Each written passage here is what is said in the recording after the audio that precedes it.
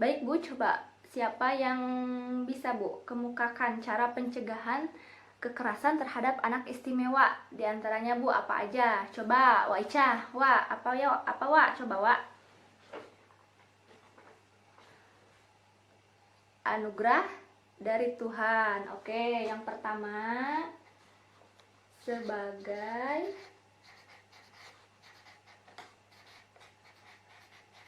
anugerah dari Tuhan. Oke, yang lainnya apalagi? Bu Teten boleh? Cara pencegahan kekerasan terhadap anak istimewa. Coba. Apa Bu? Hak anak. Yang kedua, menurut Bu Teten apa? Memenuhi hak anak. Oke. Memenuhi hak anak. Baik, satu lagi deh. Coba, siapa yang bisa? Oke. Bu Ilham boleh? Apalagi? Coba Bu. Tidak malu. Baik, gak apa-apa Bu, tidak merasa malu. Oke, saya tulis dulu ya. Tidak merasa malu. Baik, terima kasih. Itu nih, katanya nih, pencegahan kekerasan terhadap anak istimewa. Yang pertama sebagai anugerah dari Tuhan, yang kedua tadi dari Bu Teten memenuhi hak anak, yang ketiga tadi pendapat Ibu Ilham tidak merasa malu. Baik, ada pemaparan dari ibu-ibu tentang pencegahan kekerasan terhadap anak istimewa. Sekarang buku pintarnya dibuka ya Bu, halaman 29 sambil dilihat. Saya juga di sini nih ada nih di sisi 11 ini ada pencegahan kekerasan terhadap anak istimewa. Tadi nih komentarnya udah bagus-bagus nih. Sekarang nih, yang pertama pencegahannya, menyadari bahwa anak adalah amanah dari Tuhan yang Maha Esa, sehingga orang tua berkewajiban menjaga. Tadi seperti kata Wak Ica, sebagai anugerah dari Tuhan. Ya betul Wak, itu jadi anak istimewa itu juga merupakan anugerah dari Tuhan, jadi jangan disia-siakan.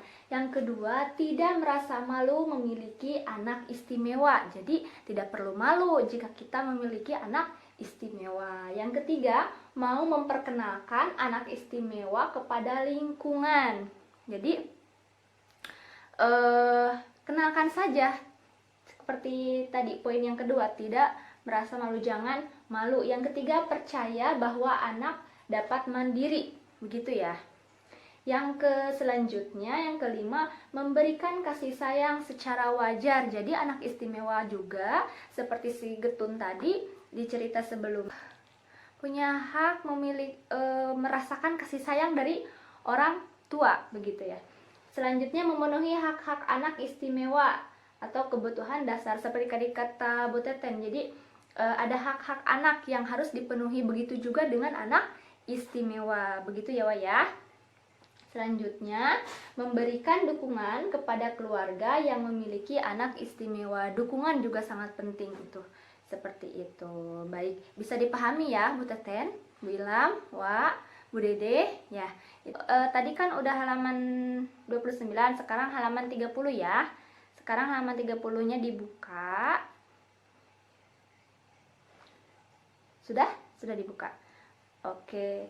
Sekarang saya punya ini lagi nih. Lihat. Di sini ada pesan-pesan nih.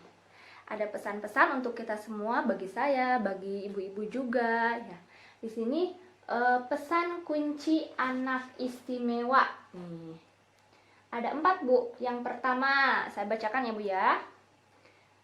Yang pertama, anak istimewa adalah anak yang membutuhkan perhatian khusus. Jadi anak istimewa juga perlu perhatian yang khusus tentunya. Yang kedua, mereka memiliki potensi yang dapat dikembangkan. Ya, jadi mereka juga punya potensi khusus ya, punya potensi yang dapat dikembangkan seperti si Getun tadi. Dia punya potensi memainkan apa?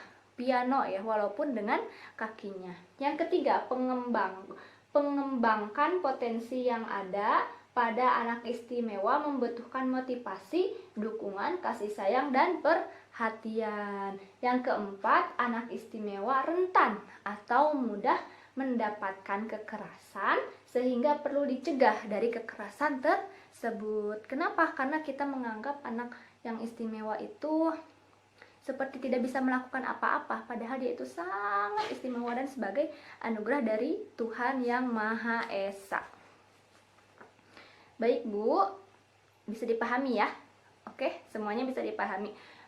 Mudah-mudahan yang punya anak istimewa tidak minder, tidak merasa malu, harus berlapang hati kita. Selanjutnya Bu, kalau kita ketemu dengan anak-anak istimewa ini nih, gimana ya sebaiknya kita bawa? Kalau kita menemukan anak-anak istimewa yang jadi korban kekerasan, kemana sebaiknya kita bawa ya Wayah? Coba di sini nih. Di sini juga saya ada beberapa lembaga yang memberikan layanan untuk penanganan kekerasan terhadap anak istimewa. Yang pertama, saya bacakan ya Wayah. Dinas Sosial setempat. Yang kedua, Pusat Pelayanan Terpadu Perlindungan Perempuan dan Anak, atau singkatnya Wak, P2TP2A. Yang ketiga, Perlindungan Perempuan dan Anak atau PPA. Ya, yang keempat Bu Teten, Rumah Perlindungan dan Trauma Center atau RPTC. Nih, yang kelima Bu Ilham, Komnas Perlindungan Anak. Yang keenam, Komisi Perlindungan Anak Indonesia atau KPAI. Yang ketujuh, Tim Reaksi Cepat atau TRC Kementerian Sosial. Yang kedelapan, LKS Anak Terdekat. Yang sembilan, Tepak 081. Yang 10 dan lain-lain. Ini merupakan lembaga-lembaga yang bisa melayani untuk penanganan kekerasan terhadap anak istimewa.